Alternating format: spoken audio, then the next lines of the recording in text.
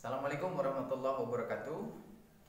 Alhamdulillah pada kesempatan kali ini kita bertemu lagi di kelasnya General English. Good morning everybody. How are you today? For this time being, I would like to open this meeting. Of course, I would give you a preface of the trick or strategy how to be better in English. Jadi saya kali ini akan menjelaskan bagaimana kita bisa berbahasa Inggris dari sesuatu yang paling dasar ya. Yang pertemuan pertama kali ini saya ingin menjelaskan tentang bagaimana kita bisa berbicara bahasa Inggris dari mulai hal yang dasar. Tentu kita jangan bersusah payah, bermuluk-muluk ingin tiba-tiba bisa berbicara lancar dan lain sebagainya. Secara sederhana kita bisa mulainya seperti ini. Contoh, she waters the flowers. Nah, ini seperti ini. Jadi ketika kita melihat kalimat seperti ini, she waters the flowers. Dia menyiram bunga. Ini sebenarnya kita seperti memulai pembelajaran ketika kita di SD. Nah, jadi kenapa kita memulainya seperti ini? Karena kita pun sama hari ini kita sedang memulai belajar bahasa kedua ataupun bahasa asing.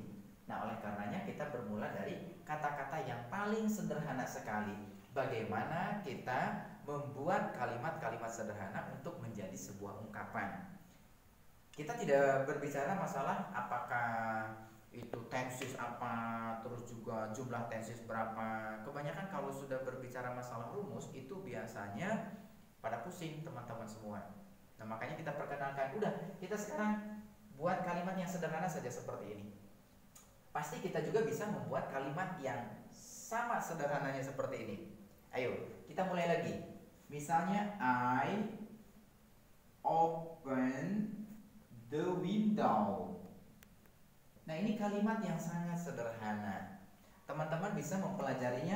Saya membuka jendela.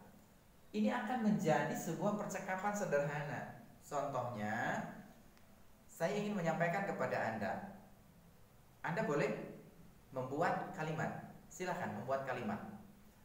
Kita gunakan subjeknya I. I menulis di papan tulis. Saya menulis sepucuk surat. Pasti semua bisa ya. Saya menulis sepucuk surat. Contohnya, saya menulis sepucuk surat. Sangat mudah. Sekarang kita ingin membuat kalimat yang lain. Kamu belajar bahasa Inggris. Oke, kamu berarti kamu, you, belajar, learn bahasa Inggris, English. Oke. Ketika teman-teman melihat kalimat yang sederhana seperti ini, berarti kita pun semestinya tidak merasa kesulitan juga ketika belajar bahasa Inggris. Oke, untuk memahami lebih jauh, kita lihat dulu bagaimana di sini kita belah. Nah, kita membelahnya apa yang disebutkan dengan di sini ada subjek.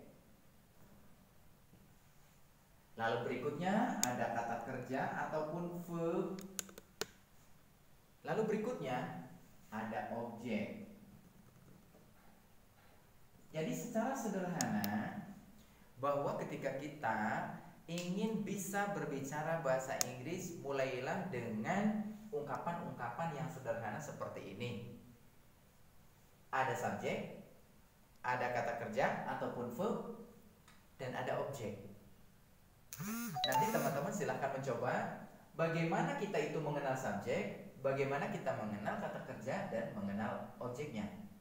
Oke, berikutnya Kita mengenal subjek dulu. Subjek itu ada apa saja dan lain sebagainya. Nah, di sini ada I, you, we, they, he, she, it. Kita sudah mengenal ketika kita mulai belajar di SMP, bahkan di SD sekalipun kita sudah mengenal bahasa Inggris. Apa itu subjek? Subjek itu adalah pelaku. I, saya. Berarti ini disebutnya adalah orang pertama tunggal. Orang pertama tunggal. The first singular.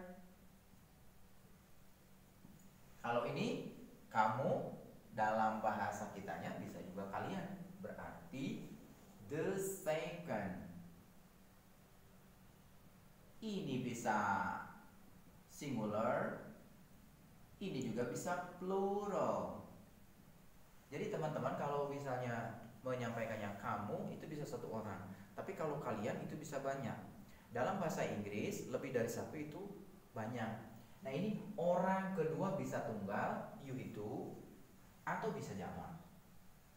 Lalu bagaimana kalau we? We itu adalah kita, kami. Jadi kita dan kami dalam bahasa Inggris itu tetap satu, yaitu we.